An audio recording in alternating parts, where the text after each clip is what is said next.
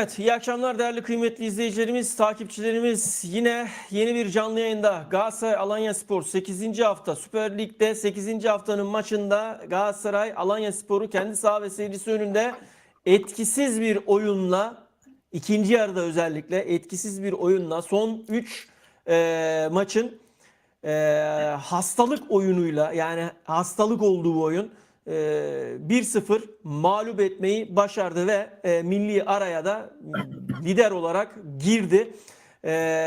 Yunus Akgün'ün 28. dakikada Sara'nın müthiş pasında önüne aldığı topla skoru 1-0'a getirdi ve sonrasında takım yine fiziksel olarak oyundan düştü. Bütün enleri, outları hepsini konuşacağız bugün yayınımızda. Adnan Hocam hoş geldin. Nasılsın? İyi misin? Hoş bulduk, iyiyim Barış Hocam. Sen nasılsın? Çok iyiyim Sağ maşallah. olasın. Teşekkür ederiz. Yeşiller yeşiller gidiyoruz hocam maşallah. Açmış Yeşiller, seni yeşiller. de. Yeşil, yeşil güzeldir ya. Yeşil, mavi Evet. güzeldir. Beyaz Açmış sen güzeldir. hocam maşallah. Yani harika görünüyorsun. Maşallah. Evet maşallah. Maşallah. İzleyicilerimiz de yavaş yavaş gelmeye başladılar. Arkadaşlar Evet. hoş geldiniz. Sefalar getirdiniz. Yayınımızı beğenip kanalımıza abone olmayanlarınız da varsa abone olursa çok seviniriz. Bu arada Beşiktaş'ta yine son dakika, yani artık neredeyse son saniye diyebileceğimiz bir anda 1-1 ile bugün 8. haftayı kapattı ve 1 puan aldı. Bütün bunların hepsini tek tek konuşacağız. Bugün Mutlu Hocam yok. Mutlu Hocam birazdan katılır herhalde. Bekliyoruz Mutlu Hocam'ı da. Evet Adnan Hocam, maçı değerlendirirsek sen ne gördün? Maçta neler oldu? Defterinde, ajandanda neler var? Mustafa'cığım çok teşekkür ediyorum. Arkadaşlar mesajlarınızla yayınımızı destekleyebilir, sorularınızı sorabilirsiniz. Bizler de bunları değerlendirebiliriz. Evet hocam. Şimdi Galatasaray bugünkü maça Kasımpaşa ve Rigas maçlarındaki puan kayıplarını, yani zihniyetine atamamış. Yani korkuyla, özgüveni, çünkü Galatasaray kaybetmiş. Yine bu maçtan da puan kaybedebilir miyiz korkusuyla başladı. Aslında bugün önceki bu iki maça nazaran daha sağlam oynadı. Yani 60. dakikaya kadar Dengeli Galatasaray oynadı. gerçekten Dengeli oynadı. tabii dengeli Evet oynadı. hocam. 60. dakikaya kadar çok iyi futbolla oyunu götürdü. 60. dakikadan sonra da oyuncu değişiklikleriyle zaten bunu da hoca belli etti. Oyunu, yani skoru korumanın şeyine girdi. Fazla da Alanya'ya fazla pozisyon vermedi ama birkaç son dakikalarda pozisyon olur. O doğaldır yani. Bugünkü maçtan önemli olan 3 puan almaktı. Bunu da aldı. Maçın yıldızı Alanya'nın kalecisi Ertuğrul. Evet. Bizden zaten Sanchez'de Saray'ı, yani müthiş oynadılar maşallah. Gerçekten iyiler. Yunus Evet. iyiye gidiyor sürekli. Yunus zaten diyordu, ben oynarsam iyiye giderim derdi. Bak, her hafta oynuyor. Kadroyu fazla bozmadı. Bugünkü sadece Muslera oynadı kalede. Bir önceki kadronun aynısı. Genelde iyi niyetlilerdi. İşte Mertens hocam yaştan dolayı artık yoruluyor. O da herhalde tüm maçları kaldıramaz oldu. Biraz dinlendirmek lazım aslında. Sara gün üstüne gün koyuyor. Ben şeyi de beğendim. İkinci yarı giren Şalai gerçekten dinamikti. Biraz dinamik oynadı. Oraları karıştırdı. İtici güç olarak girdi. Barış çok iyiydi. Barış yani yoruldu yani. Barış bugün diğer maçlara nazaran iyiydi bugün. Mücadeleciydi. Abdülkerim'i de beğendim. Son dakikalarda hocam ben yani maç bittikten sonra da Okan Hoca'nın hakemlerle yani konuşmasını, hakemlerin üzerine gitmesini, Hocam o son dakika Muslera'nın pozisyonuyla ilgili, o tamam, Muslera'nın da sarı tamam. kart gördüğü pozisyonla ilgili çok serzenişi var Tamam. hocanın. Biraz sonra oraya da geleceğiz. Ona da değiniriz. Hocam Mutlu hocam da sonuç geldi. değişmez yani. Evet. Sonuç değişmez. Çünkü Tamam. hakem maçı bitirmiş, skoru almışım. Çünkü kart diyeceksin. Yani kırmızı kart gösterir. Öbür maçlarda takımın başında olmazsın. Bunlara dikkat etmek lazım. Sarı kart gösterdi. Son maçın bittikten sonra Muslera yine hakeme konuşmaya gidiyor. Ya kırmızı kart görürsün abi. Çünkü Acun falan duyuyoruz, federasyondan çıkmaz oldular bugünlerde bak. Devamlı federasyona gidip birkaç hakemin de o Cihan Çanak falan, Cihan Çanak diyorum, Cihan Hoca'nın da ayağını kestiler. FIFA kokartını falan iptal ettirdiler. Şu anda federasyona baskı kuruyor Fenerbahçe yönetimi. Onun için anında kart gösterirler bak. Anında. Bunlara dikkat etmek lazım. Mutlu hocam hoş geldin bu arada. Sağ olun hocam, Evet. teşekkürler. Mutlu hocam sana gelmeden önce hemen mesajlarımızı okuyayım şöyle bir. Mustafa Sümer sağ ol, teşekkür ederiz Mustafa'cığım, sağ olasın. Muhammed teşekkür ederiz, çok sağ olasın. Burak ismini okuyorum. Burak Kahraman çok teşekkür ediyorum canım kardeşim. Aslan yeğenim. Burak. Güzel isim Evet. Burak. Güzel isimdir. Evet. Serdar, Alanyaspor'da Serdar Dursun biraz daha usta olsa, güzel bir yorum. Usta biraz daha usta ayak olsa sonuç farklı olabilirdi diyor. Doğru söylüyor. Oğuzcan Galatasaray etkisi olmasına rağmen yine kazandı. Helal olsun diyor. Kenan teşekkür ediyoruz. İyi yayınlar dilemişsin. Sağ olasın, var olasın. Uğur abimiz geldi. Teşekkür ederiz Uğur abim. Selamlar demiş. İyi Evet. yayınlar olsun demiş. Abi lütfen İyi abi yayınlar. adımı oku demiş Burak. Okudum adını Burak'cığım. Teşekkür ediyorum. Sağ olasın. Mutlu hocam sen de hoş geldin. Nasılsın? İyi misin? Teşekkürler, iyiyiz Barış hocam. İyi yayınlar diliyorum. Herkese sevgi ve saygılarımızı sunuyoruz. Herkese iyi akşamlar diliyoruz. Evet, Galatasaray 1-0 galip. Biraz moralimiz yerinde yani. Evet. İzleyicilerimiz de yavaş yavaş gelmeye başladılar. Sana sözü vereceğim hocam, hemen aktaracağım. Arkadaşlar kanalımızı beğenip yayınımızı beğenip kanalımıza da abone olursanız seviniriz. Bugün konumuz Galatasaray. Beşiktaş'a falan da değineceğiz biraz. Oyunla ilgili birazdan analizlere başlayacağız. Evet Mutlu hocam, genel olarak maçla ilgili sen bugün neler gördün, ne düşünüyorsun? Evet, şimdi Galatasaray geçtiğimiz haftalardaki Kasımpaşa maçı ve diğer berabere kaldığı maçlarla ilgili diyeyim daha doğrusu. Anlaşılan iyi bir ders çıkarmışlar kendilerine. Özellikle yani maçın hemen başında ilk 15 dakikasında çok iyi bir pres yapan, çok iyi bir sahada top koşturan bir Galatasaray gördük. Özellikle maçın hemen başında. Yani bu demek oluyor ki önceki haftalardan kendilerine bir ders çıkarmışlar, bir konuşmalar yapılmış anladığım kadarıyla. Yani bu maçta bir şekilde alacaklarını kafalarına koymuşlar yani. Şimdi şunu söyleyeceğim Barış hocam. Yani sadece kadroda yani Mertens ve Icardi'yi ısrarla hocamız oynatıyor. Israrla oynatıyor. Yani şimdi şöyle bir şey, kaç haftadır Icardi zaten geçen yayında da söyledik. Yani en azından 5-6 aydır maçlarda yok. Mertens dersen yani birkaç maç tamam kendini gösterdi, gol falan da attı ama yine de yeterli değil yani. Galatasaray her maç 9 kişi oynuyor gibi bir hava var. İşin açıkçası. Bunu bir şekilde telafi etmeleri lazım. Bunu bir şekilde üstesinden gelmeleri lazım. Son dakika neredeyse yine yani Ahmet Dursun Kazaya uğrayacaktık da. Kazaya vuracaktık yani Dursun Serdar Dursun. Serdar Dursun o vuruşu golle sonuçlandırsa belki de yine aynı hüsran, yine aynı sıkıntılar, yine aynı şeyleri yaşayacaktık. Ya kardeşim yani tek gol yetmeyebiliyor işte. Bir maçta tek gol yetmeyebiliyor. Ya atacaksın 2-3 gol. Yani attı ne oldu diyeceksin şimdi. 3 gol attı Kasımpaşa maçında 3-3 bitti falan diyeceksin ama yani bunu artık bir telafi etmenin tolere etmenin bir yolu olması gerekir. Yani onu da Okan Hoca yapması lazım. Demin Adnan Hocam'ın söylediği gibi şeylere de çok kızıyorum ben. Yani bu maç esnasında sen sarı kart görmüşsün. Hala hakemle uğraşıyorsun. Veya Okan Hoca oradan kızıyor, bağırıyor, çağırıyor. Maç bitmiş hala hızlı adımlarla gidiyor koridorda. Hakeme ne söyleyecekse artık. Hocam Ya mental olarak bir yorgunluk var mı? Mental olarak bir yorgunluk var mı? Yani ona mı bağlayabiliriz? Yani mental, fiziksel. Barış Hocam Biraz yıpranmışlık var. Var, yıpranmışlık var, doğrudur ama bugünkü maçta özellikle maçın başında Galatasaray'ı iyi gördüm ben işin açıkçası. İlk 15 dakika gayet iyiydi. Yani önceki haftalardaki beraberliklerin kendilerine iyi bir ders olmuş veya birileri iyi bir şeyler konuşmuş yani ki Sonuçta bu maça tam bir odaklanmış halde gördüm yani. Tabii maçın gidişatında farklı durumlar söz konusu olabiliyor. Bunu da yaşadı. Bir takım sıkıntılar yine yaşadı son dakikalara doğru. Alanyaspor bayağı bir bastırdı.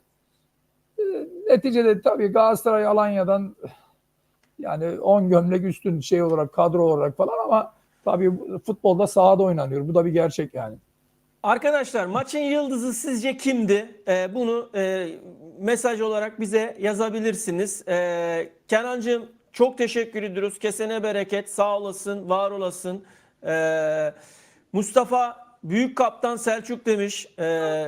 Antep maçına, Beşiktaş Evet. Antep maçına hitaben Galatasaray nasıl bir Çok oyun sevindim. sergiledi? Maç bitiminde çok sevindim orada. Evet. Galatasaray Evet. nasıl bir oyun sergiledi bu maç sizce? Yorumlayacağız biraz sonra. Galatasaray'ın golünde Sara yine şapkadan tavşan çıkardı. Aynen öyle. Şöyle söyleyeyim, Saray'la ilgili de yeri gelmişken hemen 7 maç 2 gol 3 asistle müthiş bir katkı sağlamaya başladı Sara. İlerleyen dönemde, ilerleyen zamanda ben Sara'nın fiziksel olarak oyundan düştüğünü falan düşünmüyorum. Yani Sara nezdinde söylüyorum. Çünkü Sara çok yumuşak oynuyor. Çok böyle git gel olmayan ve İngiltere altyapılı bir oyuncu. Her ne kadar Brezilya olsa da, Brezilya menşeli olsa da yani İngiltere'de çok tempolu maçlar oynadığı için çok fazla bu olaylardan etkileneceğini zannetmiyorum. Torreira'yı zaten mesela düşünün, Torreira yıllarca İngiltere'de üst düzey futbol oynadı. Bu kadar koşmasının sebebi o altyapıyı, o tempoyu, o profesyonel mentalliği aldığı için burada da onu çok iyi değerlendiriyor. İsa gördü, Galatasaray zar zor kazandı demiş. Aynen öyle. Galatasaray son ataklarda kurtardı diyebilirim. Alanya'da iyiydi demiş. Ya Alanya iyiydi, şöyle iyiydi. Yani baskı yapmaya çalışıyor ama mesela son dakikalarda Fatih Tekke'nin oyunculara nasıl kızdığını gördünüz değil mi?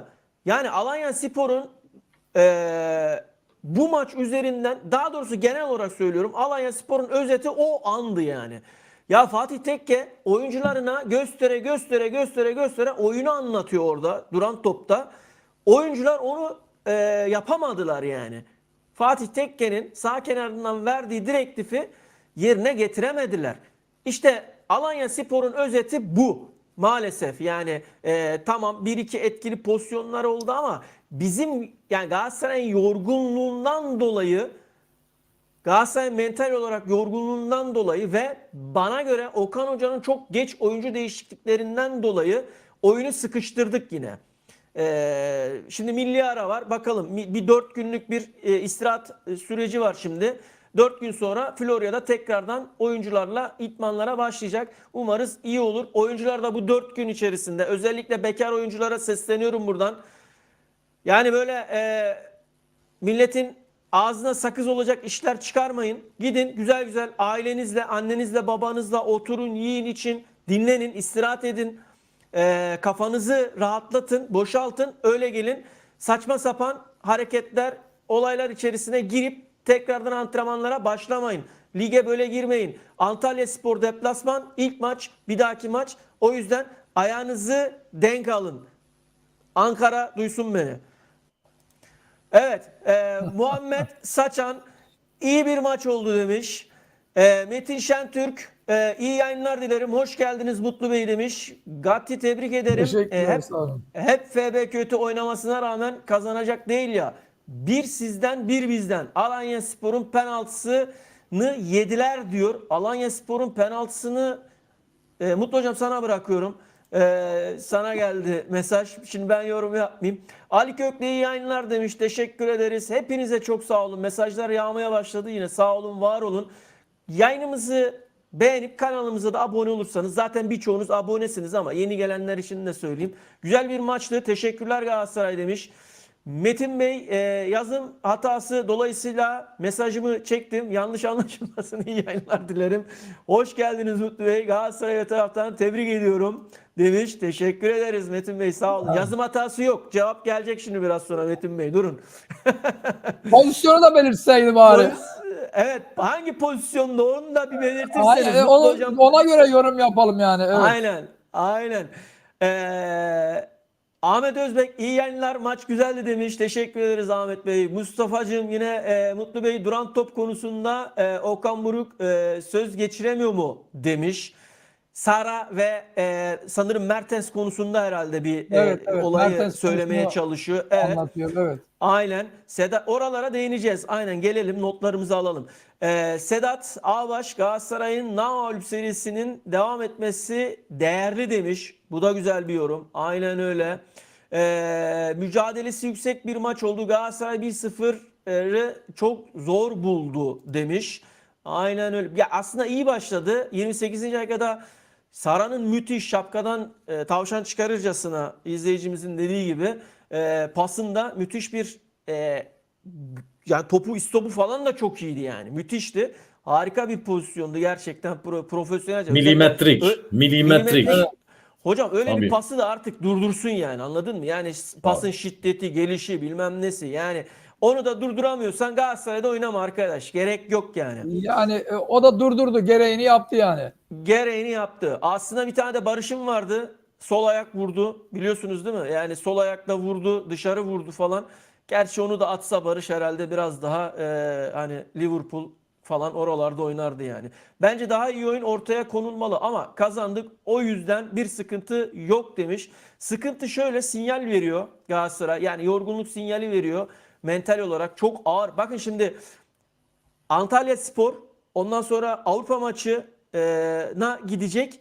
Arkasından milli oyuncular var. Mesela milli takımda oynayacak oyuncular var. Yani maç trafikleri çok yoğun geçecek. Şimdi Okan Hoca sanırım maç sonu açıklamasında da şey yaptı. Yani kanat oyuncusu olarak şu anda elimde herhangi bir oyuncu yok. O yüzden oyuna sokamadım diyor ama Şalay'ın da kanat oyuncusu olduğunu biliyoruz hocam. Dolayısıyla sen oyuncu değişikliklerini zamanında yapmıyorsun. Bazı konularda inat ediyorsun. Diretiyorsun. Farkındayım mesela. Ben bunun farkındayım yani. Oyuncu değişiklikleri üzerinden konuşuyorum özellikle. Yani oyun görüyor, gösteriyor. Aslında yardımcı hocalarınla da konuşuyorsun. Bugün Yani artık değiştirdi yalnız biraz. Evet. hocam, Salah'ı 65-66'da aldı herhalde öyle. hocam defans hattı sinyal veriyor. Yani rakip geliyor yani, anladın mı? Yani sen orada defansı daha diri tutman lazım. Oyuncular yoruldu çünkü. Rakip geldikçe defans hattı da yoruldu yani. Şimdi Abdülkerim birkaç pozisyonda öne gitti farkındaysan. Duran toplarda, kornerlerde, kafa vuruşlarında çıkıyor, koşuyor, geri geliyor falan. Sanchez önde basmaya çalışıyor. Kaan sağdan ileri gidiyor. Jakobs soldan gidiyor. Şimdi bu tip maçlarda, ki sen belirtiyorsun, bütün oyuncular da söylüyor. Yani çok yoğun bir trafikteyiz diyor. Böyle bir mental yoğunlukta, özür diliyorum, fiziksel yoğunlukta mental yorgunluğa dönüşmemesi için bunun bir an önce sen diri tutman lazım defansı. Şimdi geliyor çünkü defans hattın da çok önde. Ya da defansa diyeceksin ki çıkma. Sabit stoper kal, bekler çık veya ne bileyim onları da çıkartma. Anlatabiliyor muyum? Yani eğer yorgunsa takım, öyle düşünüyorsan. Yani ben öyle düşünüyorum. Barış abi, o Almanya'dan gelen TikTok biliyorum. Biliyorum.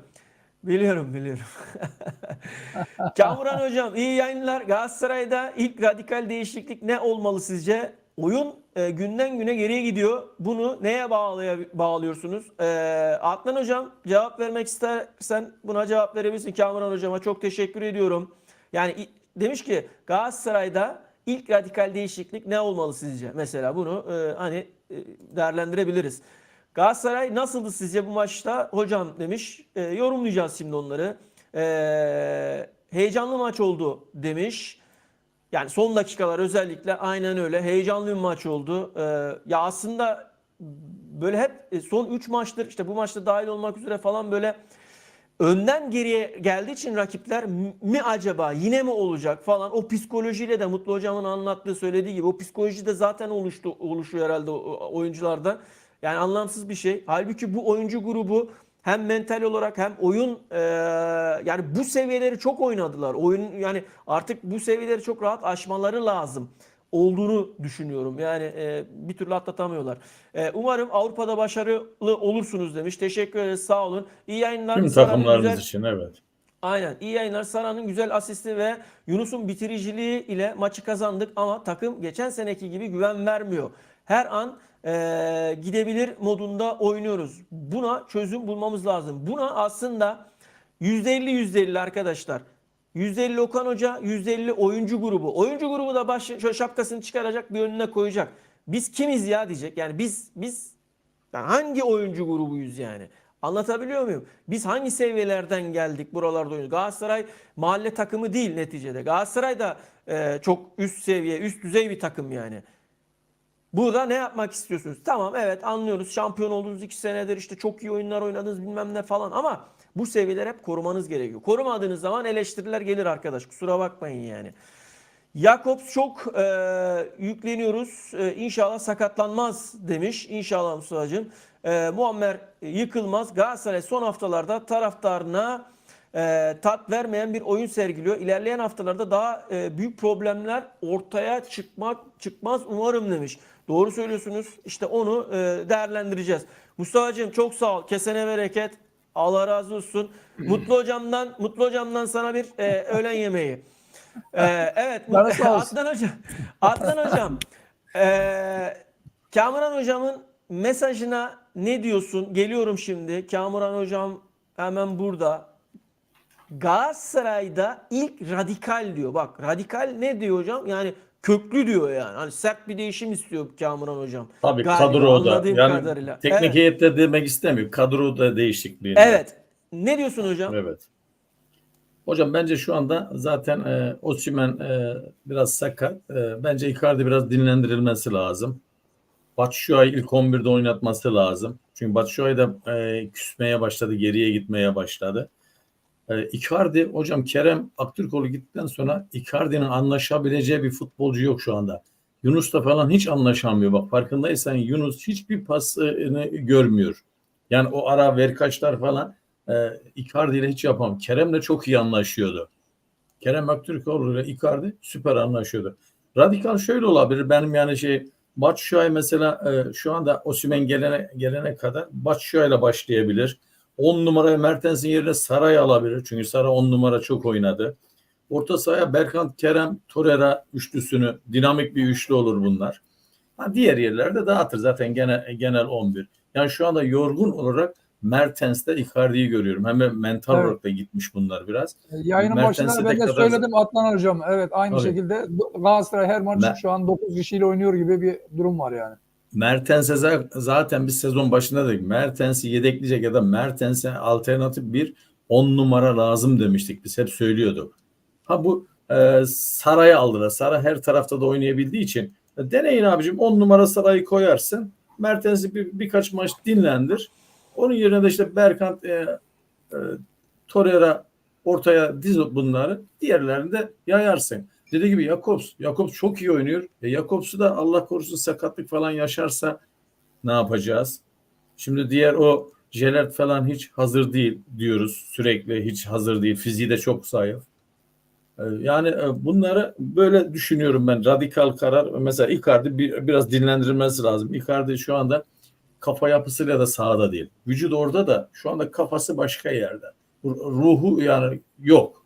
Ruhunu vermiyor sahaya. Eski Icardi değil. Bir de Hocam Icardi'ye ben top şunu alamadığı söyleyeyim. için olabilir mi? Top alamadığı için olabilir Ya mi? %1 milyon zaten. Icardi hiç top gitmiyor hocam. Icardi orta sahada oynuyor ya. Hatta orta Olmaz. sahaya kadar gelip kendine Evet, topla orta buluşturmaya sahadan top çalışıyor. Evet. çeviriyor.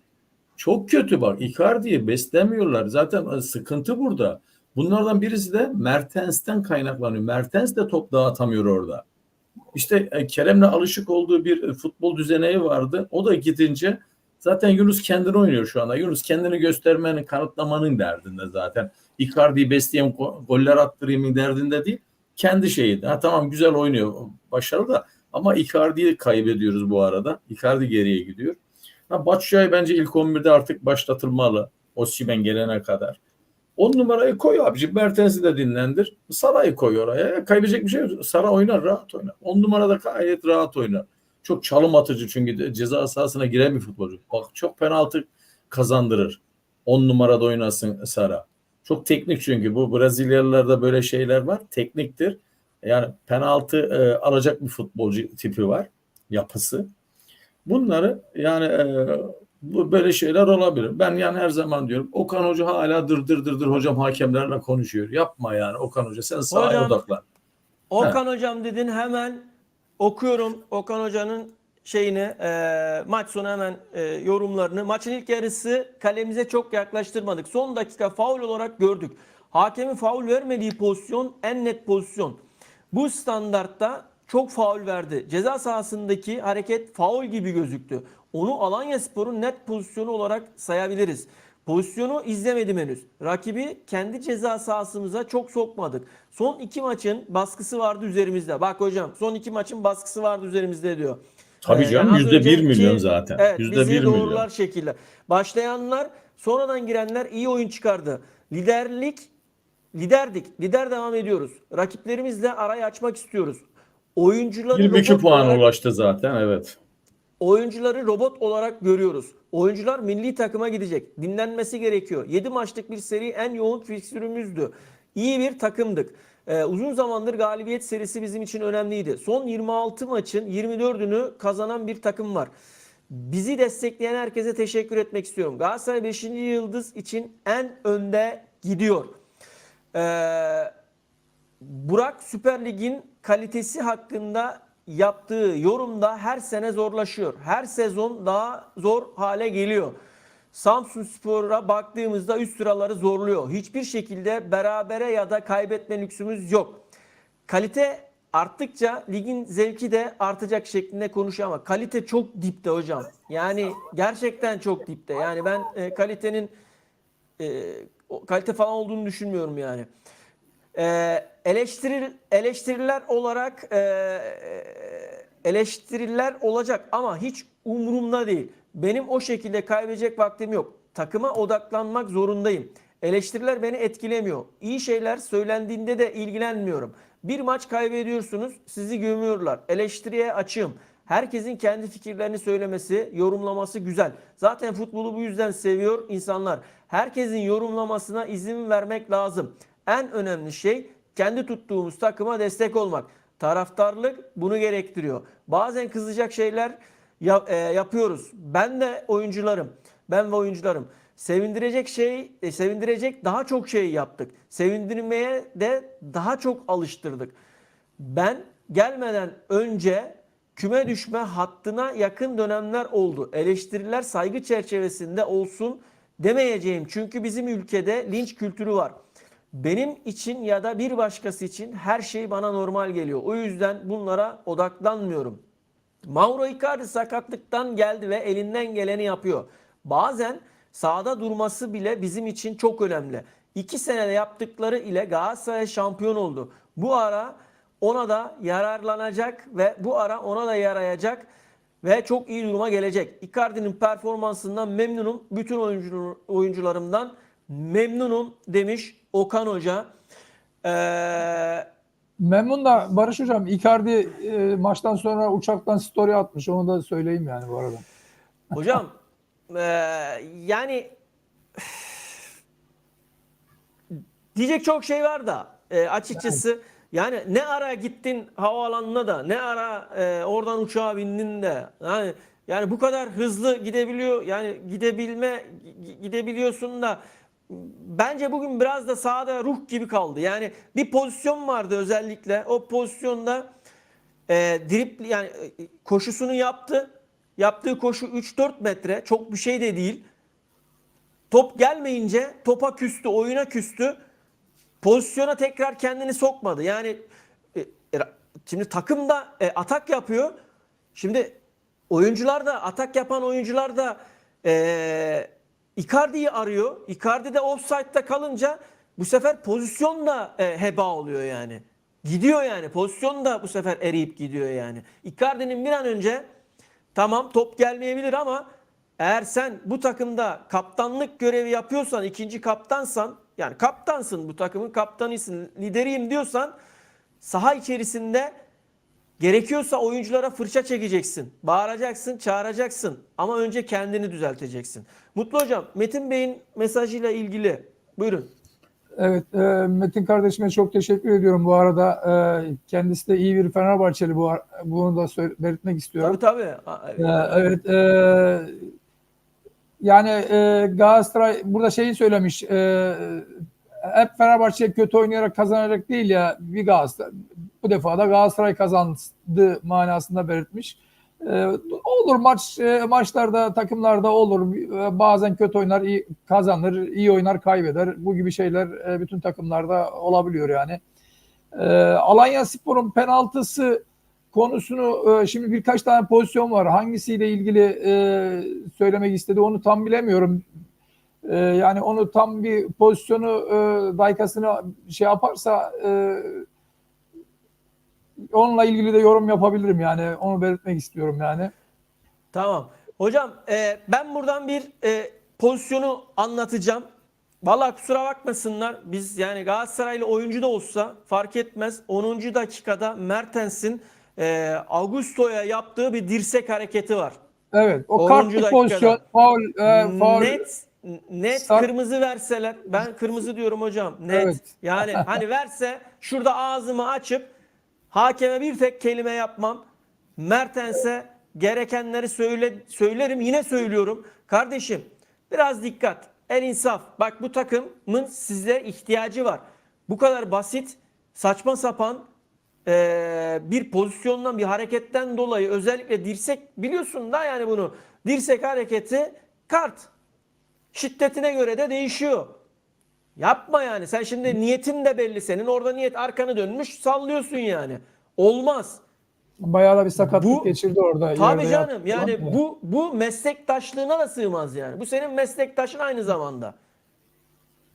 Öyle ya. Şimdi bu adam da ekmeğini buradan kazanıyor yani.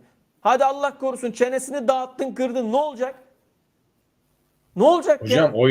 Hocam oyundan atıldın. Eksik oynatma hakkın var mı takımın? Tabii. Ya o ayrı bir o tamam. Tabii en O kritik sportif maç şu olarak anda. onu En söylüyorum. kritik Evet maç. hocam. Yani Şu anda en kritik maçımızdı bu. Evet. yapmayacaksınız arkadaşlar. Yani yapmayacaksınız. Kendinize gelin ya. Yani siz profesyonel üst düzey futbolcularsınız ya. Yapmayın Allah aşkına ya. Çeki düzen ya. Kendinize, oyununuza odaklanın ya. Rakiple ne uğraşıyorsunuz? Şalai. Pozisyonu ilk izledim ceza sahası içerisinde. Penaltı dedim. Yakın çekime geçti. Ağır çekime geçti. Dedim Şalai'ye kart. Attı kendini. Vermedi hoca gene. Şalai'nin pozisyonu vardı. Biliyorsun ayağını taktı. Yani penaltı bekledi herkes, bizimkiler falan filan, ama yok orada öyle penaltı falan yani. Ha burada hakemi de şu şekilde eleştiriyorum. Hakemi, orta hakemi de. Kardeşim sen VAR'dan pozisyonun penaltı olup olmadığını beklemeyeceksin. Sen o pozisyonda penaltıyı vereceksin. VAR eğer yok derse VAR'dan dönecek o pozisyon. Sen pozisyona çok yakınsın. Bak biz televizyonlardan oradan buradan ya birçok izleyici lan penaltı, yani saha içindeki herkes penaltı falan. Sen de penaltı olarak görmüşsündür onu yani. Sorumluluk kadar almıyorlar. Sorumluluk. Ya bu kadar sorumluluktan kaçılmaz hocam ya. Onu diyecektim ben de şimdi yani. Ya kardeşim Evet, tembelleştiler sen maalesef. Aynen, çok tembelleştiler ya. Ya kardeşim ver çal düdüğünü, penaltı. VAR'dan dönüyorsa dönsün. Ha bu sefer herkes diyecek ki seyirci bilmem ne falan. Tamam arkadaş, o zaman penaltı değildi yani. VAR'dan döndü, penaltı değil diyecek yani. Ama bu şekilde yoruma çok açık bırakıyorsunuz olayları yani. Sonradan falan filan. Yani hani o an için söylüyorum yani. VAR'dan gelecek hani şeye kadar. Yorumu açık bırakıyorsunuz. Bırakmayın yani. Evet. İzlediğim süper bir maçtı. Hem Galatasaray'a hem de Alanyaspor'a başarılar diliyorum demiş. Galatasaray bu futbolla çok maç kaybeder demiş. Tabii ki yani bu futbolla maç, daha dur bakayım yani. Ya aslında normalde Galatasaray şu anda form tutmuş, çatır çatır futbol oynamış, oynuyor olması gerekir yani. Geçen 2 seneye baktığımızda yani nazaran yani. Ama Galatasaray bu sezon şeyden düştü yani, gerçekten fiziken düştü. Ha bu sizce maç temposundan mı, yoksa son 2 maçta 3-0 ve 2-0 net bir skordan puanlar kaybedilmesinden kaynaklı bir psikolojik, mental bir yorgunluk mu yani? 5-0 Beşiktaş maçından sonra hocam. 5-0 Evet. Beşiktaş maçından sonra yani. Evet.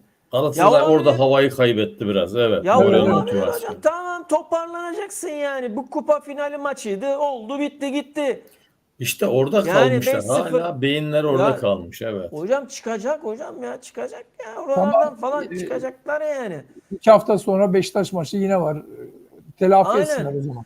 Galatasaray neredesin? Nerede o eski Yok, günler demiş. Beşiktaş'ta inişe geçti. Geriye gidiyor Beşiktaş şu anda. Hocam Evet. hakikaten bak bu maç trafiği ve kaybedilen puanlar yani şimdi geriden mesela Samsunspor tabii uzun süre soluklu götüremez ama şu ana kadar oynadıkları başarılı futboldan dolayı da çok tebrik ediyorum. Çünkü çok Samsunlu arkadaşlarım var. Bana diyorlar abi Samsunspor bu sezon iyi gidiyor. Hiç konuşmuyorsun diyorlar. Kendilerini gerçekten tebrik ediyorum. Umarım ligin sonuna kadar da bu şekilde giderler yani. Samsun'un Hoca, gücünü de hocası da pardon, iyi. hocam. Samsun'un gücünü de Fenerbahçe bu hafta bay geçti. Milli maçtan sonra Samsunspor Fenerbahçe maçında göreceğiz. Samsunspor'un gerçek gücünü orada göreceğiz. Tabii yani büyük maçta orada göreceğiz. Aynen hocam. Evet. Mustafa demiş Okan Buruk kafasında Avrupa yok anlaşıldı. Elfsborg maçını kaybederse ne olur fikri? Ya Elfsborg maçını kaybederse bence takım ciddi anlamda şeye düşer. Yani ya şimdi bir de öyle bir şey ki daha önceki yayınlarda da söyledik şimdi. İlk 8'e girdiğin anda Mart'a kadar şeyin yok. Fikstürün yok artık yani. Dolayısıyla orada bir rahatlama olacak. İlk 8'e mutlaka girmesi lazım.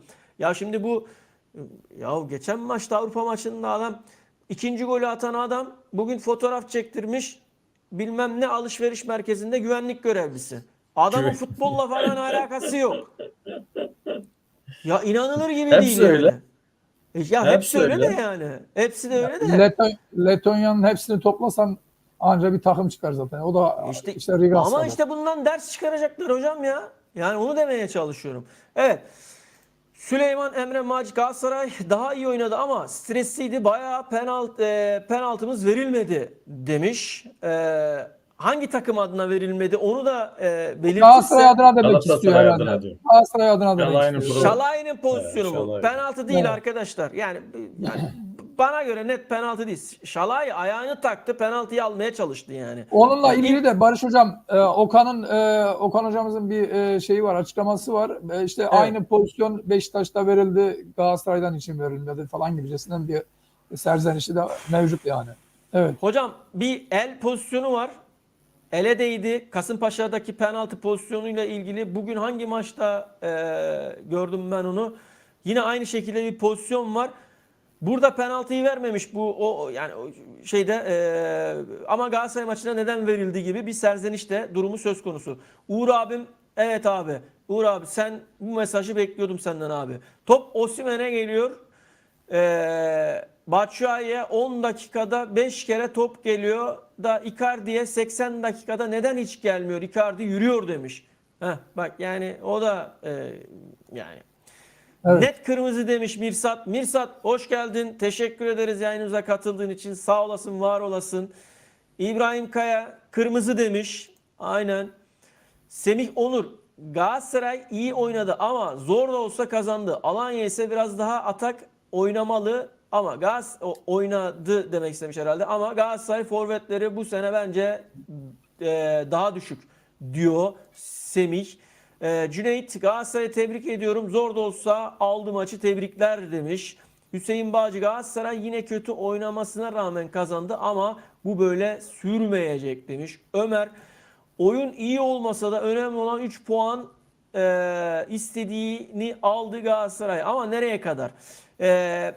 Mutlu Hocam notlarına geleceğim. Sen notlarını alıyorsun değil mi? Yani Evet. senin ajandanda notların var. Sana geçeceğim. Galatasaray'ın son birkaç maçı oyun sırasında çok derin düşüşleri oluyor. Okan Hoca bu düşüşleri bir çare bulmalı. Okan Hoca değil oyuncu grubu da bulmalı.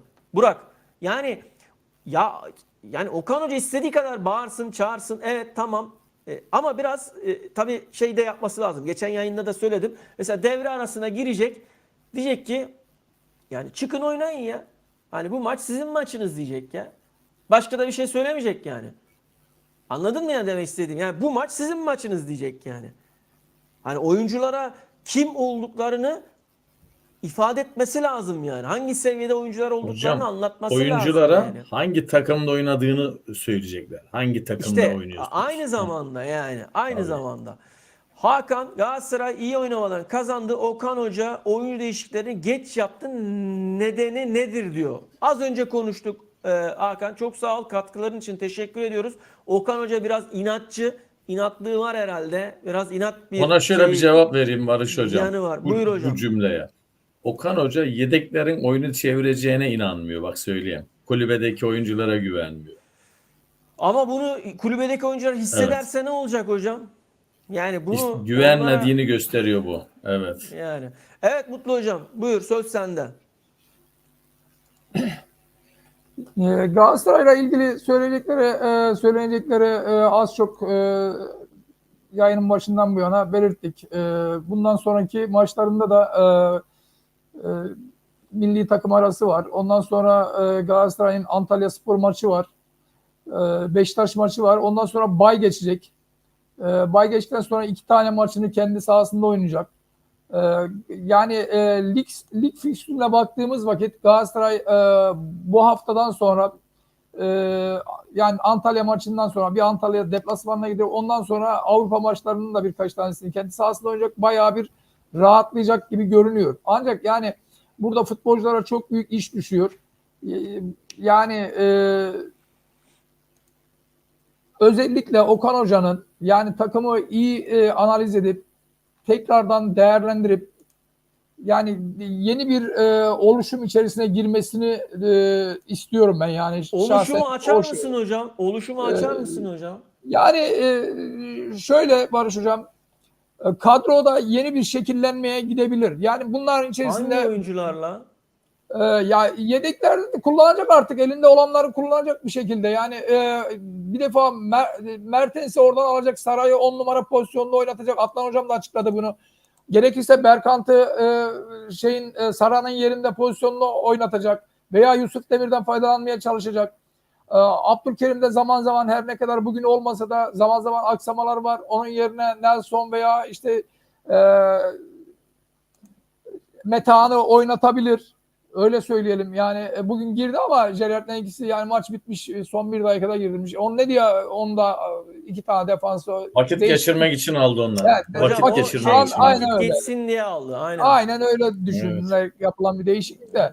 Yani bunlar değerlendirilebilir. Metehan da değerlendirilebilir. Yusuf değerlendirilebilir. Yine Başşuay'ı yani Icardi artık gerçekten Hocam yarın ama bir çok gün iyice fazla çıkacak rotasyona yani. bak çok fazla rotasyona girdiği zaman da bu sefer takımın Hayır dengesi hocam bozulmuyor rotasyon mu? değil ki bu. Hayır Barış Hocam rotasyon derken yani hepsi maç haricinde hepsi her gün beraber antrenmanda oynuyorlar yani. Yani Bunlar maçın rotasyon. içinde mi değişiklikleri yapsaydı diyorsun hocam? Onu mu demek istedin? Ya maçın içinde de değişiklik yapabilir.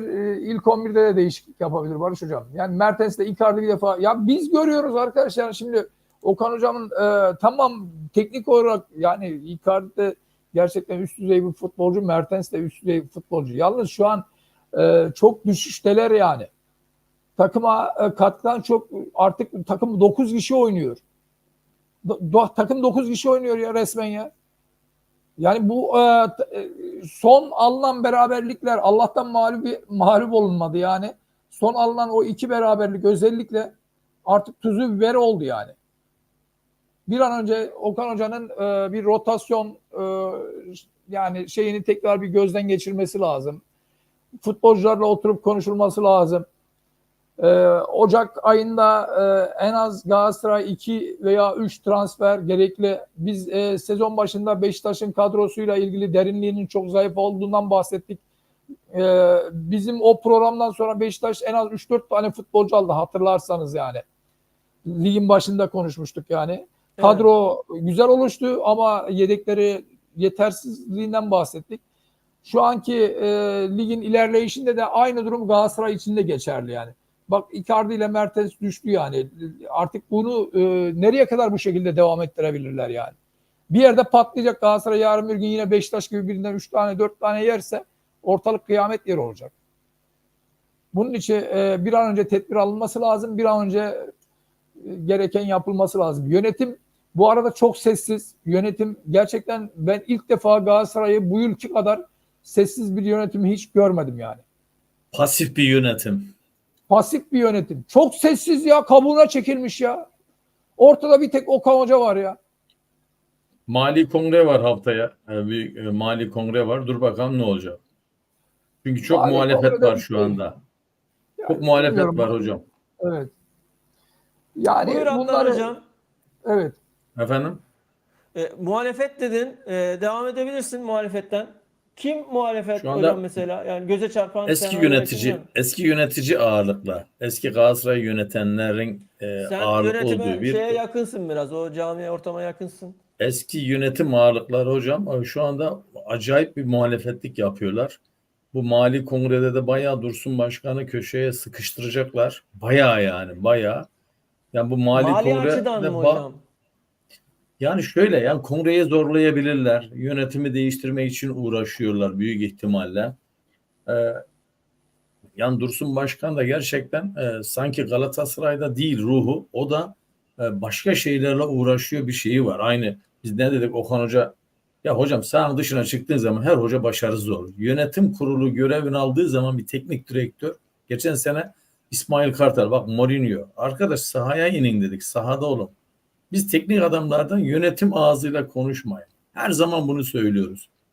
Bunu yaptığı zaman Okan Hoca yıpranır. Bak yönetimin ilk yiyeceği isim bugünkü maçı puan kaybetseydi Okan Hoca'yı bugün ipe sarlardı. Bak söyleyeyim size. Bugün puan kaybetseydi Okan Hoca'yı ipe sererler. Ben Okan Hoca başarısız falan demiyorum ama bahane arıyorlar hocam. Yönetimi çok sıkıştırıyorlar. Siyasi ayak yönünde yani Galatasaray'ın iç siyaseti, muhalefeti şu anda biraz ses çıkarmaya başladılar. Bu mali kongrede Dursun Başkan'ı sıkıştıracaklar köşeye. Bugünkü maçta Hocam hocam zaten maç çıkışı Erden Timur'a mikrofon uzatıldı. Galatasaray'ın bu oyunuyla ilgili ne diyorsunuz? Oyuncularla ilgili ne diyorsunuz dedi. Erden Timur da hepsine sahip çıkmamız lazım. Hepsini tebrik tabii ediyorum canım, tabii. diye bir açıklama yaptı. hocam Evet bu hocam. futbolcularla lig bitecek zaten. Bu futbolcularla. Yani ben de teknik direktörün değişmesinden yana değilim ama teknik direktörler de biraz kendine çekirdeğin verip fazla hocalarla falan uğraşmayacak. Yani hakemlerle uğraştığı zaman yerler hocam. Çabuk yerler. Şu anda Galatasaray'ın ligde 2-3 maç tribünde olsun Okan Hoca takım puan kaybeder bak. Bu da var. Bunlara dikkat etmek lazım. Bugünkü maçta Barış Hocam biz Galatasaray son ceza sahasında Alanya'nın ceza sahasındaki pas trafiğinin şeyini ayarlayamadılar. Hızını. Bak çok öyle kaç tane pozisyon toplar hızlı gitti. Yetişemedi. Futbolcunun arkasında kaldı. İleriye gitti. Bu şeyleri yapsalardı bu nüansları yavaş yapsalardı Galatasaray bugün farklı alırdı bak maçı. Hep orada son paslar çok uzun gitti. Çok süratli gitti toplar. Kimi futbolcunun arkasında kaldı. Kimisi ileri gitti. Kimi kornere avuta çıktı. Bunu ayarlayamadılar bugün. Bir de mesela Alanyaspor'un fiziği çok iyiydi futbolcuya bak. Boy oranı falan iyiydi. Galatasaray'ın Evet. ileriye bir bak hocam. Hepsi kısa. Çok kısa. Çok kısa hocam. Galatasaray çok kısa boy oranı var. Ceza sahasına orta yapsan kafayı vuracak. Kim vuracak hocam? Yok. Kafacı yok. Evet. Icardi yani bir Barış Icardi'ye vurdu bir beslemeyi tane. Bir tane Barış vurdu heh, hocam. Hatırlıyorum. Şimdi mesela o Barış kadar. vurdu, dışarı vurdu. O pozisyonda Icardi Me- olsa atmıştı mesela. tabii. Örnek veriyorum misal Tabii. yani. Aklıma geldi Mesela şimdi bir de hocam söylemedikçe. mesela bugünkü maçta pas oranı 468 pas yapmış Galatasaray. Rigos maçında 725 yapmıştı. Hocam fazla pas iyi bir şey değil bak. Topuna fazla tak tak oynamak vakit çalar. Yani 90 dakikayı bitirirsin böyle. O Hocam Rigas hemen maçının en istatistiklere büyük geleyim. Bak bugünkü maçın evet istatistiklere Rigas girdiğim için maçının en söylüyorum. büyük şeyi bu fazla pas yapması abicim. Ya Evet. pası fazla oynatmayın topu ya. Topu biraz ileri taşıyın yani. Ama hocam çok Abicim kompakt futbol oynadı yani. Takım da çok kompakt oynadı. Yani kompakttan kastım adamlar 9 kişi falan ceza sahasına çıkmadı yani. Kontralarla yani gittiler. Alanya bugün Galatasaray'a fazla bir şey vermedi hocam. Yok Yani fazla Alanya bir demiyorum. tehlike Ligas'ı yaratmadı. diyorum Ha. hocam. Biliyorum Alanya'yı demiyorum. Ligas Ligas'ı anladın mı? diyorum. Evet. Bugün Alanyaspor zaten fazla bir tehlike yaratmadı. Yani Evet. Alanya'nın bir şeyi gücü yoktu ama Galatasaray oynattı. Yani Galatasaray işte özgüveni kaybetti. 2 maç üst üste 3-0'ı bulup 3-3, 2-0'ı bulup 2-2 bitirmek hocam çok kötüdür bunlar. Yani bu Tabii. futbolcu için de kötüdür. teknik heyet içinde. Onun için acaba bu maçta bir puan bir kaza golü yersek ne olurun hesabındalardı. Ya bu maçı Galatasaray 1-0 alayım ne? Nasıl olursa olsuna gitti. Yoksa Galatasaray kötü oynamadı. Ama Hocam istatistiklerde toplam şut 18'e 5 Galatasaray'da. İsabetli tabii. şut sayısı Hocam 9'a 5-6 0 tane Galatasaray'da. çok Evet. %100 pozisyonlar kurtardı Ertuğrul. Bugün sahanın yıldızı Evet. Ertuğrul'du. Evet, Aynen. evet. Yani İlk yarı 5 tane abi %100 sen pozisyonu çıkardı. Evet. %100 yani evet. Ya bunlara da bakmak lazım yani. Faul oranında da 15'e 7 yine Galatasaray üstün. Tabii. Hocam Tabii. bir de kornerler çok dikkatimi çekiyor. Yani bak 10'a 3 korner Galatasaray yine üstün yani. Hani bu Evet. da Galatasaray'ın atak yani net hocam ya üstün oynamış yani. Ama işte bu ikinci yarıda 60'tan sonra falan böyle artık eminim Alanyaspor'un istatistiklerini de şu tablodaki istatistikler 60'tan sonra falan gelen istatistiklerdir yani. Tabii canım Onun 60'a kadar tabii yoktu zaten. İstatistiği aynen yok. aynen Tabii. 60'a kadar yoktu. Bu Tabii. 8. hafta itibariyle tabii maç eksiklikleri falan da var. Beşiktaş'ın 7, Fenerbahçe'nin 7, Başakşehir'in 7, Göztepe'nin 7. Hani ilk 6'ya kadar gelecek olursak Eyüp de Tabii bay yenildi bugün. geçenler evet. Evet. 8 hafta sonunda Galatasaray 22 puanla lider. Samsun 18 puanla lider. Tabii Beşiktaş, Fenerbahçe, Başakşehir ve Göztepe'nin sıralama olarak söylüyorum. Birer puanlarda eksik. Şu anda durumları bu. Birer Bu maçları. arada evet bu arada Nacional Benfica maçı 8. dakikada yoğun sis nedeniyle de ertelendi. Kerem'i de hani bugün onunla ilgili İzleyemediler. de bir izleyemedik. İzleyelim diyorduk. Oradan da bir haber çıkmadı. Kenan çok teşekkürler yayınımıza katıldığın için. Sağ olasın, var olasın. Kadro derinliğimiz yok. Devre arası stoperler, sağ bek, orta saha ve kanat transferi şart demiş. Devre arası gelecek Şart evet. transferler bilmiyorum yani etkili olur mu? Ama mesela hep şeyi konuşuyoruz. Yani takımın mesela mali şeyinin değerinin çok yüksek olduğunu konuşuyoruz. İşte ne bileyim oyuncu satmadan oyuncu mu alınsa daha iyi? Şimdi mesela kriter var, o var, bu var. Maliyetler çok yüksek. Yani gerçekten yani inanılmaz şeyler var, maliyetler var. Hocam Yani şu Barış hocam maliyetler gerçekten Türkiye Galatasaray'ın Ligi'nin çok üstünde yani. Galatasaray'ın şu anda en iyi jokeri Berkant'la Kaan dedik. Kaan sürekli sağ bekte oynuyor. Bu kötü bir şey bak. Sağ Bak beke bugün ben hala bir aynı şeyi futbolcu söyledim. bulamadılar. Hah. Aynı şeyi Evet. söyledim bugün ben. Kaan'ı biz Yelert başka alındı, yerde Yelert oynatmıyor değerlendirmemiz yani. lazım. Tabii Orta Kaan'ı saha biz hocam. orta Orta saha, sahada orta Ama saha. ve orta sahada Bayern defansif Münih şansı yok. değerlendiriyor. maçında, geçen yılki Bayern Münih maçında orta sahada çok başarılı bir performans ortaya koymuştu. Oynar. Kaan oynar hocam. Ama Oralarda zaten. ama Kaan şansı yok oralarda hocam. oynar. Orta sahada nerede kimin yerine oynayacak ya? O da yok yani. Şimdi Hocam Ya Kaan da Mertens'i kesecek ya Barış Hocam, başka dinlendirirsin bir şey fark yok. etmez. Ondan sonra kadro bence ne olmalı biliyor musun? Kaan'ın direkt hani bu sağlık sorunuyla ilgili ameliyat, operasyon neyse artık bunu yapıp hemen ondan sonra o arada dinlenecek falan filan derken o arada takım yerine kendine oturur diye düşünüyorum. Ben Barış de Hocam, açıkçası öyle düşünüyorum. bu arada ben şunu belirtmek istiyorum. Hatırlarsanız bundan kaç yıl diyebilirim? 10 yıl falan önceydi. Belki de daha fazla da olabilir. Tarih olarak hatırlayamıyorum. Galatasaray'a Tarık Çamdal bir transferi yapılmıştı. Evet. Hatırlar mısın? Evet tabii canım hatırlamaz mıyım? Yani onu da 8 böyle milyon euroydu hocam. çilek milek 8 milyon euroya aldılardı. muhabbetine aldılar. Rezil rüsva olduk ülkeye ya. Böyle bir Aynen. transfer Evet. olmaz ya. Ya Engin Bey teşekkür ediyoruz sağ olasın. şu anki Buyur hocam, buyur, sen devam. Yeler transferi de aynı Tarık Çamdal transferi gibi bir şey oldu ya. Böyle bir Hocam saçma bak transfer ben ne olmaz dedim? ya. Ben Yelert transferinde ne dedim? Okan Hoca Yelert'i istemiyor dedim. Doğru mu hocam? Söyledim ben yani Evet, istemiyor dedim evet. yani. Yönetim aldı dedim. Tamam da söylesin açık Oynatmıyor açık. yani. Bu Ya scout hocam, ekipleri kim ilgileniyor? Kim hocam takibini yapıyor? yönetim ne diyor ki? Şey diyor ki transfer komitesi taraftarın gazını almamız lazım diyor. Bir şekilde bir oyuncu transferi yapmamız lazım diyor. Benim aldığım oyuncuyu da oynatacaksın diyor. Al transferi yapıyor bu sefer oynatmıyor. Maliyeti Şimdi yüksek Mutlu dedi Okan hocam. Hoca. Bakın Oyun şimdi. sistemimize uymuyor dedi ama yine aldılar Heh. yani.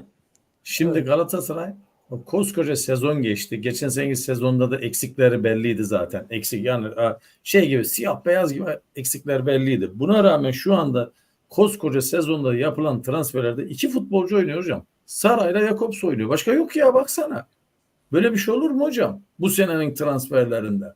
2 futbolcu. Bunlar da zaten kimse kabullenmedi sezon yani geldiklerinde, farkındaysan. Hep eleştirildi. Yani çok kötü transfer sezonu geçirdi Galatasaray. Yani Galatasaray'a yakışmayacak bir transfer sezonu yaşattı yönetim kurulu. Yani çok Evet. kötü. Evet. Yani şu anda Fatih Saray'la Tekke, evet, Jakobs oynuyor ilk 11'de. Başka yok. Evet. Fatih Tekke Galatasaray karşı sahasında %80-90 oranında başarılı olduk. Kazandığımız toplarda, direkt hücumlarda başarısızdık. Oyunu 65-70'e kadar berabere ya da en kötü 1-0 geride götürebilirsek puan ve puanlar için şansımız olduğunu bir haftadır çalışıyoruz. Dediğimiz gibi de oldu. En azından bir puanı hak etmiştik. Bu da bizim olumlu, bizim için olumlu. Puan ve puanlara ihtiyacı olan bir takımız. Ligde kalmak için her zaman o hattın üzerinde olmak istiyoruz. Oyunun tüm bölümünde ne yapmak istediği net olan bir takım var. Oyuncularımı kutladık. Üzgünüz. Puan alabilirdik. Bugün Galatasaray'a zor maç oynattık. Bu da özgüvenimiz açısından olumlu bir şey demiş hocam. Evet Mutlu hocam. Şimdi Barış Hocam, burada isim kadro olarak deminden beri konuşuyoruz ya. Kadrolarda yani ben yazdım. Şurada belirtiyorum. Onu da tekrardan gözden geçireyim. Yani şu an 7 isim yazmışım Barış Hocam. Evet. Kaleciyle birlikte. Yani hatta bir isim daha ekledim. Söylemeyeceğim. Tamam. Etti 8 isim. Yani burada 3 kişi kalıyor geriye. Bu 3 kişiyi muhakkak Galatasaray'ın Okan Hoca'nın rotasyon yapması lazım. Ya Ver hepimiz hocam izliyoruz. isimleri. Ver isimleri hocam. Vereyim hocam. Vereyim, söyleyeyim. Hadi madem o kadar şey Söyle yaptınız. Söyle hocam.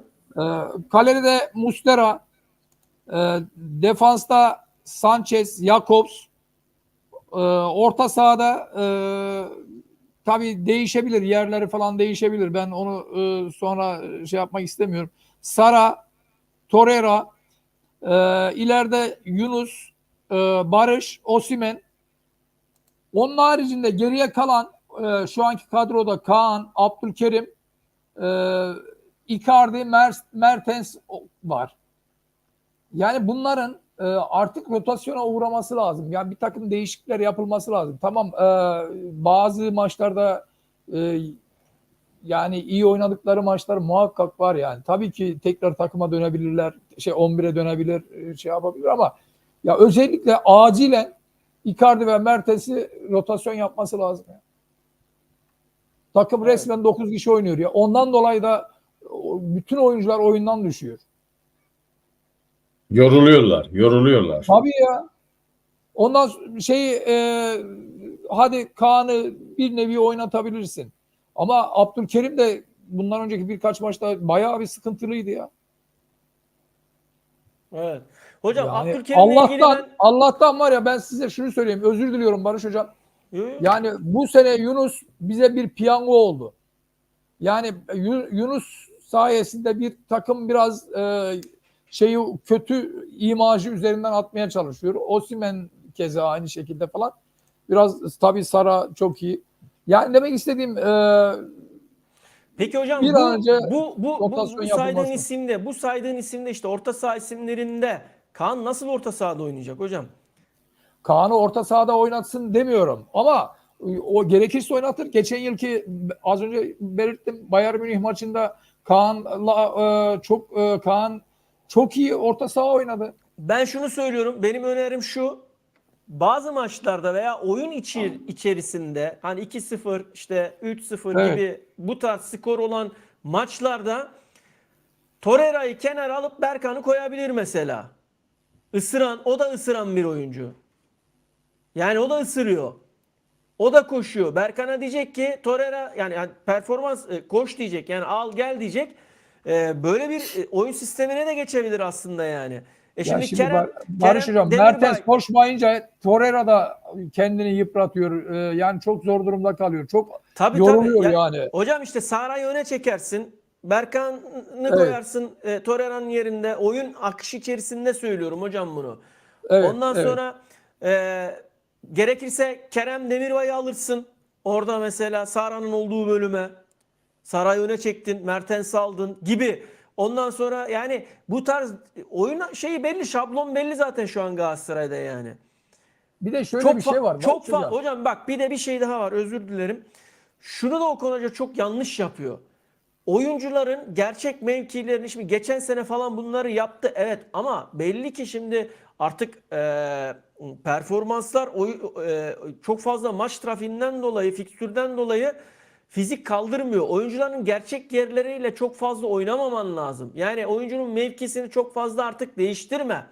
Belli ki artık oyuncular zaten fiziken düşüyor. Çok fazla maç yapıyoruz diyorlar. Bir de onun üstüne sen işte Barış alıyorsun, oradan öbür tarafa veriyorsun. Ya geçen maçta gördük hocam. Yelert sağ bek başladı. Sol kanat bitirdi o maçı. Yani şimdi sen bunu yaparsan öyle değil mi hocam? Şimdi Ya bunu oynarsan şimdi oyuncu da kabul etmez. Fiziken de kabul etmez yani. Adnan Hocam hocam. Galatasaray bu sene çok kötü transfer sezonu geçirdi ve Evet. başarısız bence. Yani e, şey gibi belli olan eksikleri almadı. Ya işte Jakobs'u şu anda iyi. Onun gibi de sağ tarafa bir adam alsana kardeşim, aynı ayarda ya da üstünde. Al ya, sen Galatasaray'sın ya. Dünyada futbolcu mu yok? Ya niye evet. riskli transferler yapıyorsun? Niye, neden yani riskli? Yani ya tutarsa ya olursa, yayla olmaz Galatasaray'ın belli yerleri. Çünkü eksiklerinde 10 numaraya mesela ya tutar diye bir adam alır mı? 10 numaraya vereceksin, parayı alacaksın kardeşim. Ya sen Galatasaray'sın ya. Dünya takımısın. 30-40 milyon, 50 milyon taraftarım var diyen bir Galatasaray o futbolculara eksik, yani 2 yıldır eksik olan, siyah beyaz gibi belli olan yerlere kaliteli futbolcuları alacaksın. Biz şimdi Yelert'i ne zaman yeri, biz futbolcu yetiştirme yeri değiliz ki kardeşim.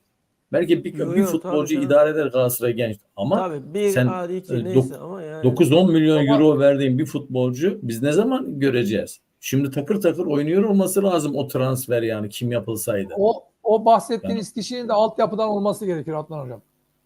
Tabii. o da altyapıdan denersin, öyle genç futbolcular birkaç maçta Evet. işte Efe gibi falan, bunları denersin, Yusuf gibi. Ama sen kardeşim şimdi 9-10 milyon euro verdiğin eksiğim sağ kanat Boğa'ya gittikten sonra eksik dediğin yere, Kaan'la idare ettiğin yere sen gidip parayı bastıracaksın. 15 milyon euroysa 15 verip alacaksın kardeşim. 3 gün özel uçak tuttun, orada gönderdin, elin boş döndü. Böyle transfer olmaz. Yani Galatasaray bu sene transferde sınıfta kalmıştır. Ha, gelen topçu kötü demiyorum. Şu anda 2 kişi oynuyor hocam. Ya. Galatasaray 7-8 futbolcu alıp hepsi 11'de oynaması lazım. Galatasaray gibi futbolcu, Galatasaray gibi takım aldığı tüm futbolcu 11 futbolcusu olacak kardeşim. Hocam Ha, bu bir iki tane de sezonun yetiştirici bu futbolcu olur. bu sezonun oyuncu grubundaki özeti az önce Mutlu hocamın açtığı parantez. Icardi'nin maç sonrası hemen ne ara uçağa bindin de ne ara Arjantin'e uçuyorsun.